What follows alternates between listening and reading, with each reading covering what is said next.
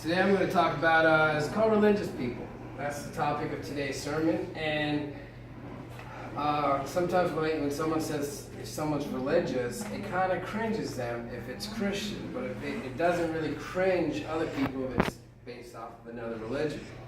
Now this sermon is geared towards Christians, those who are believers. But the thought of being religious is really respected, you know, especially to this world, is respected throughout everything if you're not religious. Like, you know, the other day I was at Costco towards my house, and you know, there was some people who were monks. They had their head shaved, they had their whole long outfit robes, and you just see people whispering like, wow, those are monks. You know, wow, they're so, you know, they praise these people.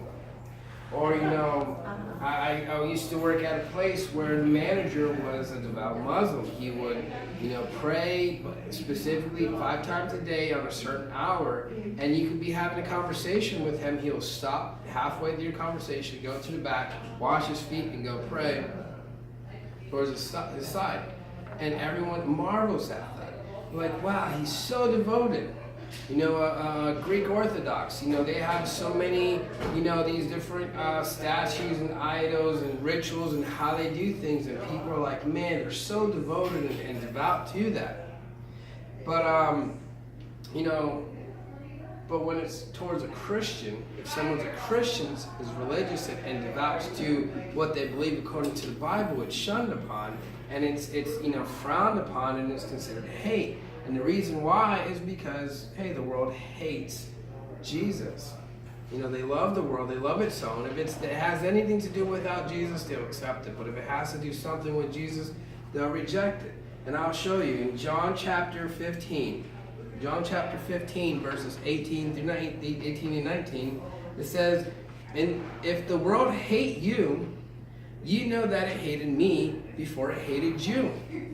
If you were of the world would love his own.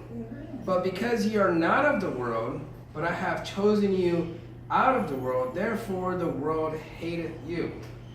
Now, it makes sense for worldly people to not like Christians. It totally, you know, it makes sense. Like, hey, you know, it's two different things. But now, what about Christians? Why is it frowned upon when Christians see other Christians do Christian things, godly things, right? So, you know, I've heard many other Christians bash other Christians. We came from, you know, before, you know, when we lived like up north, not too far north, but just an hour, about 30 minutes from here is like Popka, where if we did more things considered Christian, as we went soul winning, or if we wanted to make sure things lined up with the Bible, if we wanted, if my wife wanted to dress modestly, it was shunned upon. It's like, oh, you guys become, you know, religious. It's like, well, let's look up what religion is, and what is it? What the Bible says about religion. So, religion, according to this is a dictionary, is the belief in a worship of a superhuman controlling power, especially a personal God or gods, a particular system of faith and worship. So, religion is believing there's a higher creator, and you worship it and you follow it. So, well, as a Christian, we have God and Jesus, and we worship and follow them. Now, a religious person is someone who does that. So if you believe in God and you follow those things, technically, according to the dictionary, you are considered religious. And that's good. That shouldn't be a bad thing. Now, what does the Bible say about religion? And what is good religion? What is bad religion? Now, what, you know, does the Bible even mention it?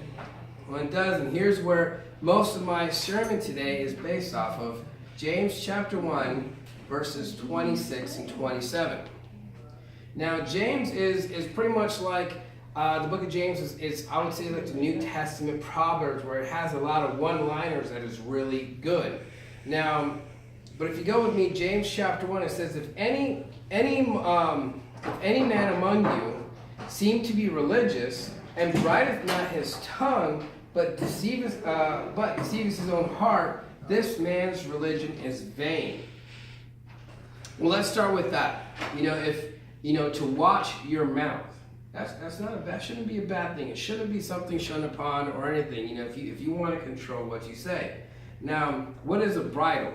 Well, it's something that another phrase is you get a horse, you put it in, you control the horse's body and movement, everything when you bridle its mouth. When is a placement you put on its mouth, and you can control the huge beast by controlling the mouth. Well, just imagine if you could do that with a horse. You can control yourself if you watch what you say. Now, if you look at 1 Peter chapter 3:10, it says, "For he that will love life and see good days, let him refrain his tongue from evil and his lips that speak no guile." As a Christian, we should really watch what we say. You know, this is, and like I said, this is not part of becoming a Christian. This is as a Christian growth. This is, hey, to make our religion with value, because if it's something is vain, if our religion is vain, it's saying there is no point, no value, there's no substance, it's just empty. So to make our religion mean something, what we believe makes it, shown, especially to others, to say, hey, we value what we have and it's powerful. We need to watch what we say. Same as Colossians 4:6. It says, "Let your speech always be with grace, seasoned with salt, that ye may know what ye ought to answer every man." And Ephesians 4:26 says, "Let no corrupt communication proceed out of the mouth, but that which is good to use of edifying, that it may be ministered grace unto the hearers." And I believe that Christians should watch what you say. You should take control of what you're saying. And according to the Bible, hey, if you do that, your religion is valid. If you can't control your tongue, you represent your religion in a really bad way. So I strongly believe Christians shouldn't be speaking like the world. It shouldn't be talking like a trash can. It shouldn't be into gossip. It shouldn't be into just ripping people apart left and right like how the world does. We shouldn't be like that. Now, let's look at what else is considered religious. Now, in James chapter 1, verse 27, the first part of it says, "Pure religion and undefiled before God and the Father is this, to visit the fatherless and widows in their afflictions." And I'm just going to split that up between the first and second part. I'm going to first go with that one. It says, now, to visit the fatherless and the widows in their afflictions. Now, why should we do that? Well, I believe as Christians, we should be compassionate and loving towards others. If someone's hurt or they feel alone, we should make our efforts to come visit and talk and have communication. Just even being in the room with other people and talking to them, it's our job to show the love. Now, look at Colossians 3:12.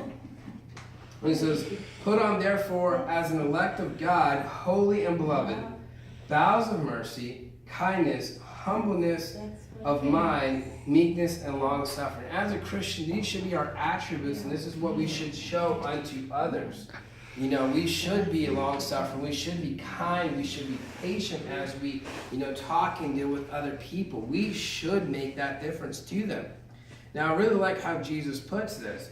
In Matthew 22:37 and 39, it says, "Jesus said unto them, that thou shalt love thy God with all thy heart, and with all thy soul, and with all thy mind.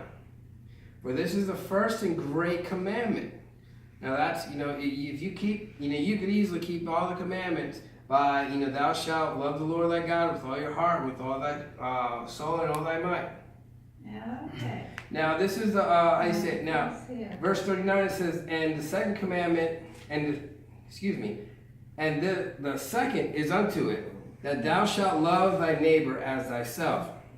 Now the world doesn't have the love of God in them like how Christians do. They, the world seeks many things to find love or to find something of God, and they don't have it. And I strongly believe as a Christians, we should seek those who are helpless, who are in need, and show them compassion, show them love, and kind of show them the love of God, how God has ministered unto us. Now the last part of James chapter 1, verse 27, and it says, "And to keep himself unspotted from the world. Now, there should be a difference between us and the world. Now, if you go with me to 1 John chapter 2, verses 15 and 17, it says, "Love not the world, neither the things that are in the world. And if any man love the world, the love of the Father is not in him." Verse 16, "For all that is in the world is the lust of the flesh, lust of the eyes, and the pride of life. Is not of the Father, but of the world." Verse 17, "And the world passes away, but the lust thereof, but he that doeth the will of God abides forever." And there must be boundaries you set into your life. We shouldn't look like the world. I know a lot of churches do this, and a Batman movie will come out. They want to have Batman services. A Walking Dead series come out. They want to have those kind of series. There should be a difference the way we talk, the way we look, the way we dress, the way we do everything. It should look separate from the world. Why? Because we are not of this world. We are of God. Now, back to the reason why I was saying, the reason why this is bothersome to the world is go back to what I said, John 15. It says, if you were of the world will love his own. But because you are not of the world, but I have chosen you out of the world, therefore the world has hated you. We don't want to be like the world. We don't want to act in any way or resemble the world.